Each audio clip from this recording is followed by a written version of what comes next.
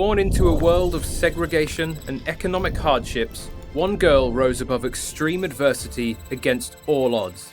This is the story of how she shattered every barrier and emerged as a global icon.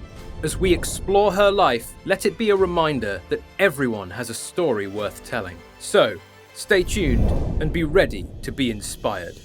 Oprah Gayle Winfrey was born on January 29, 1954, in Kosciuszko, Mississippi, into a world where racial segregation and poverty cast long shadows. Her mother, Vanita Lee, was just a teenager at the time of Oprah's birth. She struggled to make ends meet as a single mother, working as a housemaid. Her father, Vernon Winfrey, was initially absent from Oprah's life as he was away serving in the United States Army.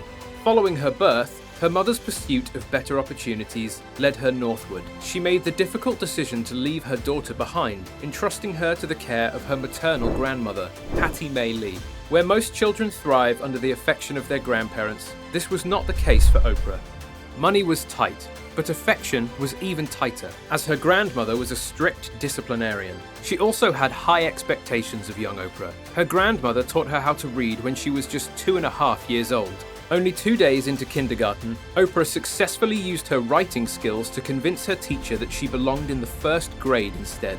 However, at the age of 6, Oprah's life took a significant turn when her grandmother fell ill. This event led Oprah to move in with her mother and her half-sister in Milwaukee, where they resided in a boarding house. She was not welcomed with open arms, but instead greeted with hostility and racism by the owner of the boarding house, who told Oprah's mother she would have to sleep outside on the porch. Shockingly, her mother agreed to these terms without hesitation. The transition exposed young Oprah to a new reality, as her mother's demanding work schedule left her largely responsible for her own well-being. After a year in this environment, she would make yet another move, this time to live with her father and stepmother in Nashville, Tennessee. Here, Oprah found a newfound sense of stability and care, with the luxury of her own bedroom and the presence of 2 loving adults. During the following summer, her father arranged a visit for Oprah with her mother. This time, her living situation would encompass not only her mother and stepsister, but also her newly born stepbrother. When the time arrived for her father to pick her up at the end of the visit, Oprah made a significant decision. She chose to remain in Milwaukee for the year. During that year, she immersed herself in hours of television, captivated by the people she saw on screen, and harboring an aspiration to one day achieve the same kind of fame. Oprah would continue to live with her mother and half-siblings for the next several years. This was a difficult time for Oprah. At just 9 years old, her 19-year-old cousin sexually assaulted her for the first time. Not only did the sexual abuse from him continue for the next several years, but her uncle and at least one family friend also participated in this heinous act.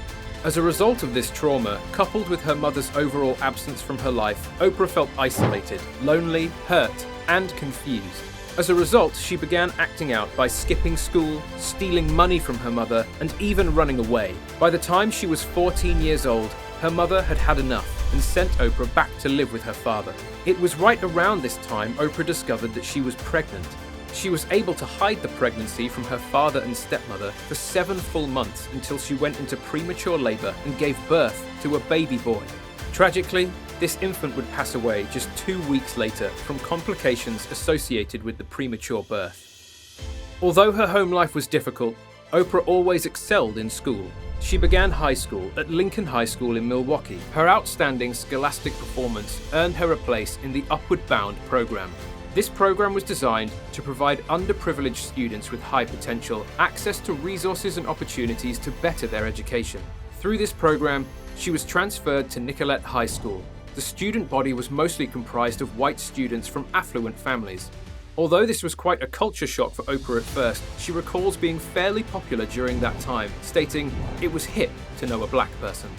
Her stint at Nicollet High School was brief, as she soon relocated back to Nashville to reside with her father after only a year. While her father maintained a strict demeanor, he also emphasized the importance of her education, a tactic that yielded positive results. Blossoming into an honors student, she also found her place on the school's speech team. She also got her first job as a part-time newsreader for WVOL, a local radio station. At the age of 17, Oprah achieved a significant milestone by graduating from high school. Her journey of education continued as she earned a full scholarship to attend Tennessee State University, where she pursued a degree in communications. During her initial college years, she maintained her connection with the world of broadcasting, holding a position at WVOL. However, a remarkable opportunity would soon present itself that would change the trajectory of Oprah's career. Stay tuned for next time when we continue telling her story.